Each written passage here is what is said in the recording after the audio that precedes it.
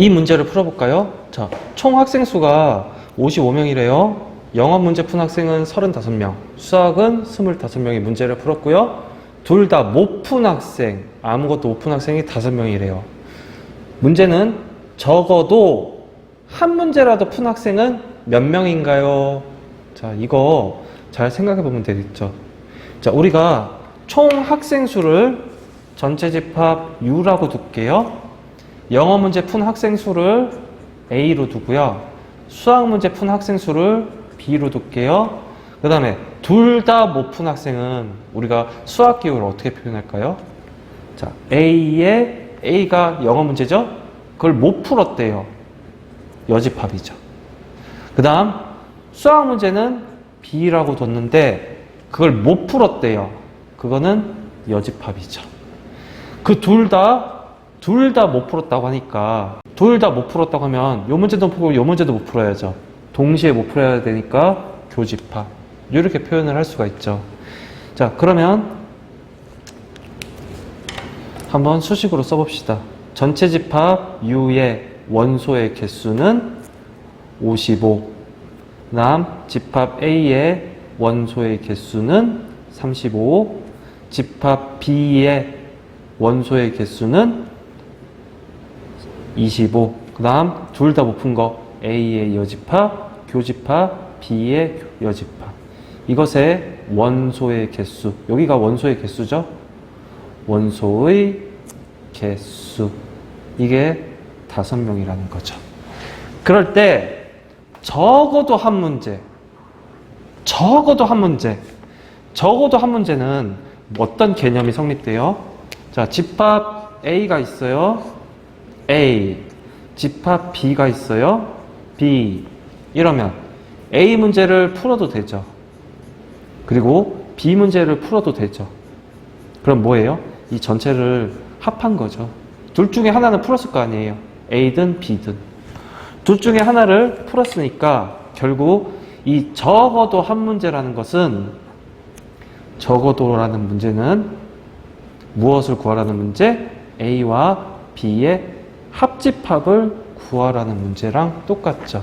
이것의 원소의 개수 n을 구하라는 문제랑 똑같은 문제죠. 자, 그럼 한번 구해봅시다. 자, 문제에서 여기가 제일 거슬리죠. 여기가 이 문제를 풀어나가는 데 있어서, 즉 A와 B 합집합을 구하는데 요거만 해결하면 돼요. 여집합이 나왔네요. 뭐를 떠올려야 돼요? 드모르간 아저씨를 떠올리면 되죠. 자, 그러면 이걸 드모르간의 법칙을 이용해서 다시 쓰면 A의 여집합은 A, 그 다음 중간 부분이 뒤집어지죠. 그 다음 B의 여집합은 B로 바뀌죠. 그래서 전체의 여집합 이렇게 되죠. 그것의 뭐예요? 원소의 개수가 5명이라는 거죠. 자, 요것은 어떻게 표현 가능한가요?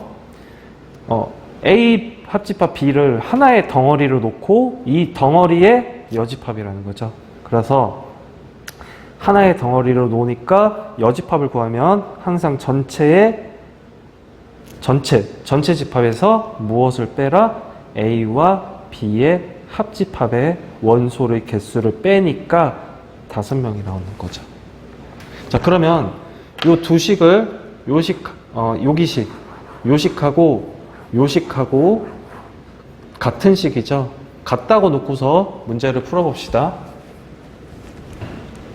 그러면 자, A의 여집합, 교집합, B의 여집합은 뭐와 같다? 전체 집합의 개수와 거기서 A 합집합 B의 원소의 개수를 뺀 것과 같은 거죠. 그럼 여기가 얼마예요? 5개죠. 문제에서 여기가 5개라고 나왔잖아요. 합집합의 개수는 얼마예요? 55명이죠. 왜요? 문제 여기에서 문제 안 보이나요? 자, 여기에서 55명이라고 적혀 있죠. 자, 그 다음 그러면 남은 A와 B의 합집합의 원소의 개수는 몇 개가 되겠어요? 자, 55에서 얼마를 빼야 5가 되죠? 50을 빼면 되겠죠.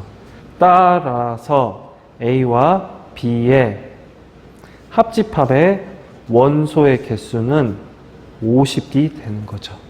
이게 바로 적어도 한 문제라죠. 적어도 한 개 문제죠.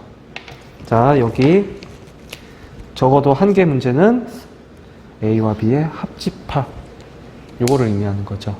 굳이 외울 필요는 없어요. 이런 문제는 두세 번만 풀어보면 금방 유형이 이해가 돼서 금방 풀립니다. 자, 다음 문제 풀어보죠. 자, 아까랑 같은 문제예요. 똑같은 문제에서 계속 요거만 바뀌는 거예요. 자, 이거 말로 해볼까요? 자, 기호로 써볼게요. 전체 집합은 몇 명이죠? 55명이죠? 집합 여기를 A로 뒀죠? A의 개수는 35. 그 다음 수학은 B로 뒀죠? B의 원소의 개수는 25. 그 다음 둘 다 아니라, 자, A도 아니고 B도 아니고 둘 다 공통으로 아니어죠. 아닌 거죠.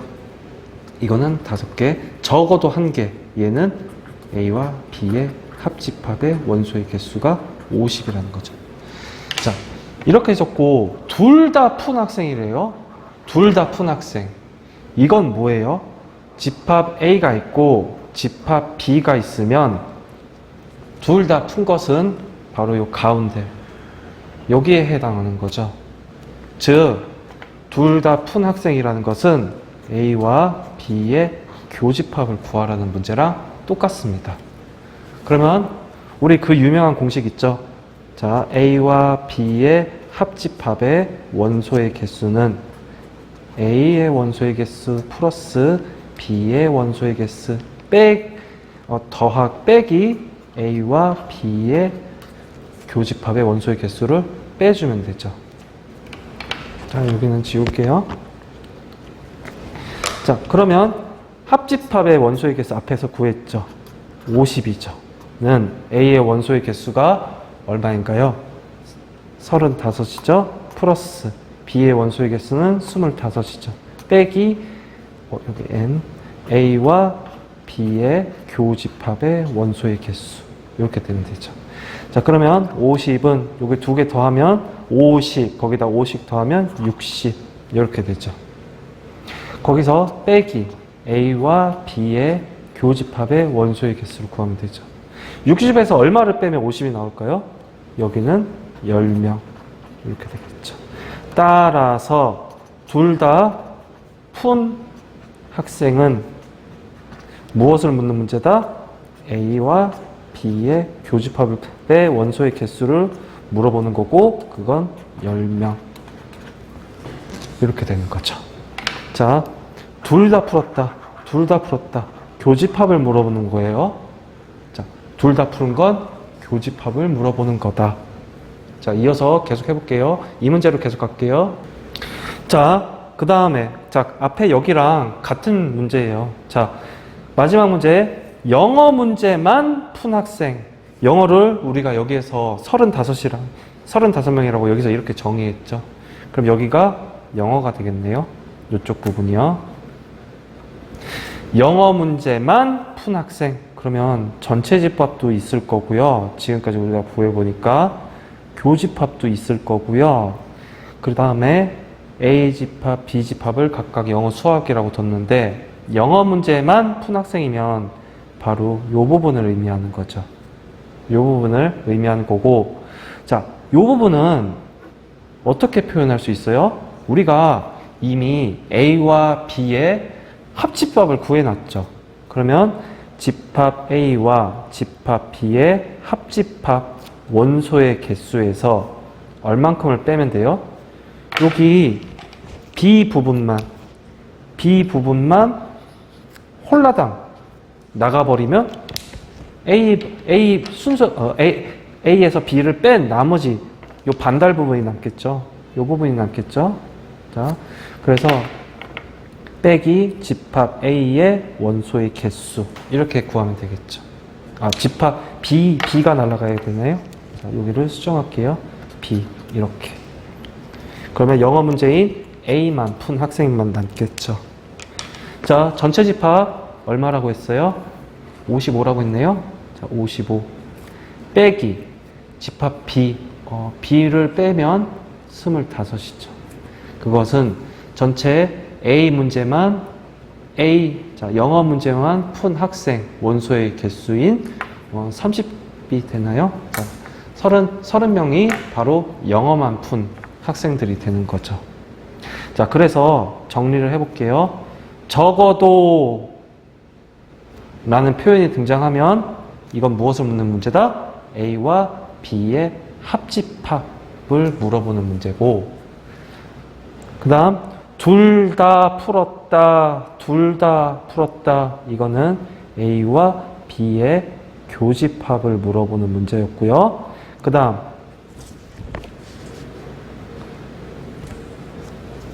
하나만, 영어만, 수학만, 자, 영어나 수학 하나만 풀었다라는 건 A 차집합 B, 즉 차집합을 의미한다는 거였죠. 자, 요런 문제도 어렵지 않아요. 몇 번만 연습해 보면 이런 문제는 금방 유형이 드러나요. 쉽게 풀 수 있습니다. 자, 전체 집합이 30이래요. 그때 A 집합이 22, B 집합이 원소의 개수가 17이라는 거죠. 그리고 교집합의 원소의 개수의 최대값이 m이래요. 최소값이 소문자 m이래요. 그때 그 두 개의 합을 구하라는 문제죠. 자, 이 문제는 지금 교집합이 나와 있으니까 우리가 알고 있는 유일한 교집합이 포함된 공식이 뭔가요? 자, A와 B의 합집합의 원소의 개수는 A의 원소의 개수, B의 원소의 개수 빼기, 다음 A와 교집합이죠. B의 교집합의 원소의 개수. 자, 요게 우리가 알고 있는 유일한 교집합이 포함된 공식인데, 자, 한번 여기다가 넣어 볼게요. 자, A의 개수가 22개, 22개죠. B가 27개. 요거 두 개 더하면 39개. 이렇게 되죠. 자, 그러면 정리해서 써보면, 자, A와 B의 합집합의 원소의 개수는 39에서 빼기 A와 B의 교집합의 원소의 개수인 거죠. 자, 이렇게 해놓고 곰곰이 한번 좀 생각을 해봅시다. 여기에서 요 부분, 자, 요 A와 B의 합집합 부분과 A와 B의 교집합 부분의 관계를 한번 생각해 봐요. 자, 만약에 이게 점점 크면 무슨 일이 일어나요? 39에서 점점 빼게 되면, 큰 수를 점점 빼게 되면 여기는 점점 작아지겠죠. 그렇잖아요. 10을 빼는 경우는 여기가 29, 여기서 20을 빼는 경우는 여기가 19, 30을 빼면은 여기는 9밖에 안 되겠죠. 즉 여기 값이 점점 커지면 커질수록 이쪽 합집합 부분은 점점 작아지게 되죠. 반대로, 자, 이 부분이 점점 작아지는 값을 가진다고 합시다. 점점 작아지는 값을 가져요. 그러면 그 반대로 이쪽에는 점점 커지게 되겠죠, 값이. 자, 점점 작아져요. 이쪽으로 가면 작아지는 거죠. 자, 이렇게 헷갈리니까 여기서 적어줄게요. 자, 처음에 30이었으면 여기는 무슨 값을 가지게 돼요? 39에서 3 빼면 9가 되죠. 20이 되면은 이쪽은 19가 되고, 이쪽이 10이 되게 되면 이쪽은 39에서 10을 빼야 되니까 29가 되죠. 자, 어때요? 점점 값이 작아질수록 이쪽은 점점 값이 커지게 되겠죠. 점점 값이 커지게 되겠죠. 따라서